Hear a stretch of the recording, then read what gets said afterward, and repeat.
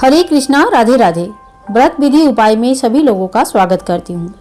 दोस्तों, आज हम बात करेंगे सटतिला एकादशी 2022 कब है, महत्व क्या है, किस दिन पूजा करनी है और सटतिला एकादशी का नाम के पीछे भी एक महत्व है।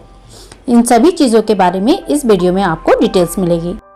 हिंदू धर्म में माघ मास का विशेष महत्व है। भगवान श्री विष्णु को, श्री कृष्ण को माघ के महीना बड़े ही प्रिय है। माघ मास में कृष्ण पक्ष की एकादशी को सटतिला एकादशी कहा जाता है। इस दिन भगवान विष्णु जी की बड़े ही विधि विधान से पूजा होती है। जिनके घर में लड्डू गोपाल जी है उनके बड़े विधि विधान से पूजा होती है। इस साल 28 जनवरी दिन रहेगा शुक्रवार, जिस दिन सटतिला एकादशी की व्रत रखा जाएगा। पद्म पुराण के हिसाब से इस दिन भगवान विष्णु की पूजा की जाती है। तिल से भोग लगाया जाता है। तिलों की 6 प्रकार से व्यवहार होता है, जिसलिए इस व्रत के नाम सटतिला एकादशी रखा गया है। मान्यता अनुसार एकादशी के दिन तिल का दान करना बहुत सारे पापों से मुक्ति दिलाती है। पद्म पुराण के अनुसार सटतिला एकादशी का उपवास रखने से तिल के स्नान, दान, तर्पण तथा पूजा करने से कई सारे पापों से मुक्ति मिलती है। इस दिन तिल के इस्तेमाल कैसे कैसे होता है? स्नान, प्रसाद, भोजन, दान, तर्पण इत्यादि बहुत तरह से, और तिल की हवन भी किया जाता है। कई प्रकार से तिलों का इस दिन यूज किया जाता है। भगवान विष्णु जी की प्रिय एकादशी व्रत सभी व्रतों में श्रेष्ठ माना जाता है। सभी इच्छाएं पूरी होती है। इस व्रत को रखने से सुख, समृद्धि इत्यादि मिलती है। मान्यता अनुसार कोई भी व्यक्ति अगर सारे एकादशी के व्रत नहीं रख पाता है तो केवल अगर व्रत कथा सुन ले तथा भगवान विष्णु जी की पूजा भी कर ले या भगवान विष्णु जी की कोई भी स्वरूप की पूजा बड़ी मन से, विधि विधान से कर ले, तभी भी उनकी व्रत के फल मिलते हैं। एकादशी की व्रत रखने से व्यक्ति को 3 तरह का पापों से मुक्ति मिलती है। पहला वाचिक, दूसरा मानसिक और तीसरा शारीरिक। यानी कि हम वचन द्वारा जब किसी की मन दुखाते हैं, किसी की अपमान करते हैं, किसी को छोटा करते हैं, द्वेष करते हैं, तभी भी हमें पाप लगता है। मन में किसी के बारे में बुरा सोचते हैं, किसी के बुरा हो ऐसा सोचते हैं, उसमें मानसिक पाप लगती है। और शारीरिक रूप से भी किसी को अगर हम लोग क्षति पहुंचाते हैं तो उससे शारीरिक पाप लगते हैं। तो इन 3 तरह से जो पाप होते हैं जाने अनजाने में, इससे मुक्ति मिलने की एकमात्र उपाय है एकादशी की व्रत करना। सटतिला एकादशी पर तिल की प्रयोग करना बहुत ही मान्यता रखती है। तिल की बहुत तरह से प्रयोग होता है। 6 प्रकार से तिल की प्रयोग किया जाता है, इसीलिए इस एकादशी का नाम सटतिला एकादशी रखा गया है।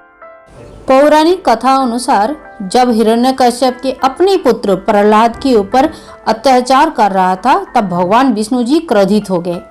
गुस्से से भगवान को पसीना आने लगा और वही पसीना जब जमीन पे गिरा तब तिल की उत्पत्ति हुई। इसीलिए हिंदू धर्म में तिल का विशेष महत्व है। सटतिला एकादशी के दिन तिल की 6 तरह से प्रयोग होती है। पहला, तिल की उबटन हमारे पूरे बदन में लगाना चाहिए, अपने चेहरे पे लगाना चाहिए। इससे चेहरा खिलता है, स्किन अच्छी होती है। भगवान विष्णु जी के आशीर्वाद से माघ स्नान तथा तिल की उबटन से कई लोगों का रूप निखर के आते हैं। स्नान करना चाहिए तिल की जल से। भोग तथा भोजन तिल का ही होना चाहिए। 4 नंबर पे आता है तर्पण। अपने पूर्व पुरुष के आत्मा की शांति के लिए हम काले तिल की तर्पण करते हैं।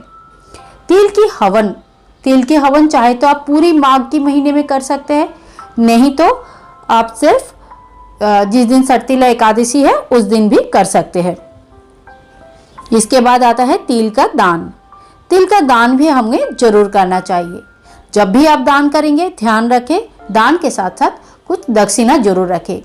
जो भी हमारी कमी है, जो भी ये है, वो दक्षिणा से परिपूर्ण हो जाता है। दक्षिणा के बिना दान संपूर्ण नहीं माना जाता है। एकादशी के दिन तिल की इस प्रकार से प्रयोग करने से भगवान विष्णु जी की कृपा प्राप्त होता है। समस्त पाप नष्ट हो जाते हैं और व्यक्ति को स्वर्ग मिलता है। सटतिला एकादशी का व्रत का शुभ मुहूर्त क्या है जान लेते हैं। एकादशी का व्रत रखा जाएगा 28 जनवरी, दिन रहेगा शुक्रवार। तिथि प्रारंभ होगी 27 जनवरी गुरुवार के दिन मध्य रात्रि 2:16 से, जबकि तिथि समाप्त होगी 28 जनवरी शुक्रवार मध्य रात्रि 11:35 तक। पारण के समय रहेगा 29 जनवरी दिन शनिवार, समय रहेगा 8 बजे से 9:24 पर, यानी कि सुबह का। सर्तिला एकादशी का पूजन विधि आप सभी को अभी बता दें। जिनके घर में भगवान विष्णु जी की मूर्ति है या फोटो है वो भगवान विष्णु जी की पूजा करें। जिनके घर में राधा कृष्ण जी है वो राधा कृष्ण जी की पूजा करें, और जिनके घर में लड्डू गोपाल जी है वो लड्डू गोपाल जी की भी इस दिन उपटन लगा के तिल की स्नान करवा के भगवान का इस दिन पूजा कर सकते हैं। नारद पुराण के अनुसार ब्रह्म मुहूर्त में तिल मिश्रित जल से स्नान करना चाहिए। तिल की उपटन इस दिन लगानी चाहिए। घर को अच्छे से साफ सफाई कर ले। कोई भी एकादशी का व्रत दशमी के दिन से शुरू होती है, इसीलिए दशमी के दिन आप कभी भी जो पुराने खाना अगर रखा है इस तरह का खाना ग्रहण ना करें। प्याज लहसुन का परित्याग करें, भूमि शयन करें, ब्रह्मचर्य का पालन करें, सूर्यास्त के बाद खाना ना खाएं, अन्न ग्रहण ना करें। तो ये नियम हर एकादशी के लिए रहते हैं। इस एकादशी में भी यही नियम रहेंगी। एकादशी के दिन सुबह उठ के ब्रह्म मुहूर्त में स्नान करना होता है। सर्तिला एकादशी में स्नान में तिल की प्रयोग करना आवश्यक होता है। तिल की प्रयोग जरूर करें। इसके बाद जहाँ पे आपको पूजा करनी है उस जगह को साफ सफाई कर ले। पीला वस्त्र बिछा के पाटे के ऊपर सुंदर से आसन लगाए। भगवान श्री विष्णु की फोटो या मूर्ति जो भी है उनकी विधि विधान से स्नान करवाए, श्रृंगार करे। अगर फोटो है तो पोंछ ले अच्छे से। इस दिन अगर भगवान विष्णु जी की फोटो या मूर्ति नहीं है, आप लड्डू गोपाल जी का बड़े प्यार से स्नान आदि करके फिर उनकी बढ़िया श्रृंगार करके पूजा कर सकते हैं। सर्तिला एकादशी के दिन घर स्थापना का भी बहुत महत्व होता है, इसीलिए अगर आप चाहे तो इस दिन घर स्थापना कर सकते हैं। धूप, दीप, नैवेद्य, पुष्प, गंध यानी कि पंचोपचार पूजा करें। एकादशी का व्रत करने के समय फूल, धूप, दीप, पान आदि भगवान विष्णु के पूजा करें। और जो लोग षोडोपचार पूजा करना चाहते हैं 16 सामग्रियों के साथ वो षोडोपचार पूजा भी कर सकते हैं। विधि विधान से पूजा करने के बाद घी का दीपक जरूर प्रज्वलित करें। इस दिन भगवान विष्णु के साथ साथ ब्रह्म मुहूर्त में माता तुलसी के सामने घी का दीपक लगाए, और सायंकाल में यानी कि शाम के समय माता तुलसी के सामने तथा विष्णु जी के सामने घी का दीपक जरूर जलाए। मान्यता अनुसार जब भी हम एकादशी के दिन माता तुलसी को घी का दीपक जलाते हैं और हमारी मन की इच्छा उनसे कहते हैं तो वो मन की इच्छा सही 100% जो है माता तुलसी हमारी मान लेते हैं, उनको पूरा करती है।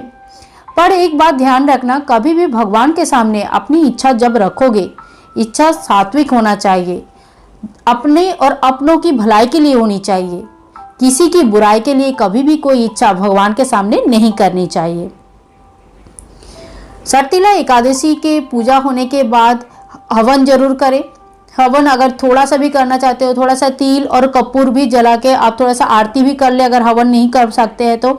लेकिन तिल की हवन में तिल डालना जरूरी होती है, इसीलिए तिल और कपूर भी अगर आप कम से कम प्रज्वलित करके भगवान विष्णु की या राधा कृष्णा जी की, लड्डू गोपाल जी की, जो भी आपने घर में विराजमान करके रखे हैं उनकी आरती करें जरूर करना चाहिए। इस दिन तिल की लड्डू, तिल से बना हुआ भोजन या भोग जो भी आपने घर में बनाए हैं वो भगवान जी को अर्पण जरूर करना चाहिए। माघ के महीने में दान की बड़ी महत्व है, इसीलिए इस समय माघ के महीने में ठंडा भी काफ़ी रहती है। इस साल भी काफ़ी ठंडा है, तो आप चाहे तो उन्हीं वस्त्रों का दान कर सकते हैं। तिल की दान जरूर करें, गुड़ की दान करें, तिल और गुड़ से बनी हुई मिठाई की दान कर सकते हैं। और जो भी इस समय जरूरी सामान होता है वो जरूरी सामान का आप दान कर सकते हैं। अगर अन्न दान करना चाहते हैं तो एकादशी के दिन ना करें, द्वादशी के दिन आप चाहे तो अन्न दान कर सकते हैं। दान करने के जो नियम होते हैं वो कोई एकादशी में करते हैं, कोई द्वादशी में पारण से पहले कर लेते हैं। पारण जो है पारण के समय पे ही कीजिए। कोई भी व्रत का पारण सही समय पे होना उसके उद्यापन के समान होते हैं, और पारण अगर समय पे नहीं होता है तो व्रत असंपूर्ण रह जाते हैं। रात्रि काल में भगवान विष्णु जी की एक ही तरह से दोबारा पूजा करें, यानी कि सुबह और शाम दोनों टाइम भगवान विष्णु जी की, माता लक्ष्मी जी की और साथ में तुलसी माँ की जरूर पूजा करें, भोग लगाए और अपनी मन की जो भी आपकी इच्छा है इसकी संकल्प आपको सुबह ही जब पूजा के व्रत रखेंगे तभी ले लेना चाहिए। भगवान विष्णु की तिल से 108 बार ओम नमो भगवते वासुदेवाय नाम का जप करें और रात्रि में नाम जप करें भगवान का। भगवान जी के हरे कृष्ण हरे नाम का कर सकते हैं, ओम नमो भगवते वासुदेवाय नमः मंत्र का नाम कर सकते हैं, हरे रामा हरे कृष्ण कर सकते हैं। जो भी आपको मंत्र आता है उस मंत्र से आप जप कर सकते हैं। कुल मिला के बात ये होते हैं कि मन में सिर्फ भगवान को स्थान दे, किसी भी तरह का और भी चिंता को मन से निकालना चाहिए। वचन से, मन से और शारीरिक भाव से जो है शुद्ध रहना चाहिए। सुबेरे ब्राह्मण को भोजन करवा के उनको दान दक्षिणा देने के बाद पारण करें। पारण कैसे करेंगे? तिल गुड़ जो भोग आपने लगाया है, थोड़ा सा तिल, थोड़ा सा भगवान विष्णु को चढ़ाया हुआ तुलसी दल युक्त जो पानी है वो ग्रहण करके आप व्रत की पारण करें। व्रत में खास पूजा होती है लड्डू गोपाल जी की। बहुत लोगों को इस दिन लड्डू गोपाल जी की पूजा करना बहुत ही लोग करते हैं, मानते भी है, पूजते भी है। इसके ऊपर पूरी वीडियो आएगी एक कि लड्डू गोपाल जी की सेवा इस दिन आपको कैसे करनी चाहिए।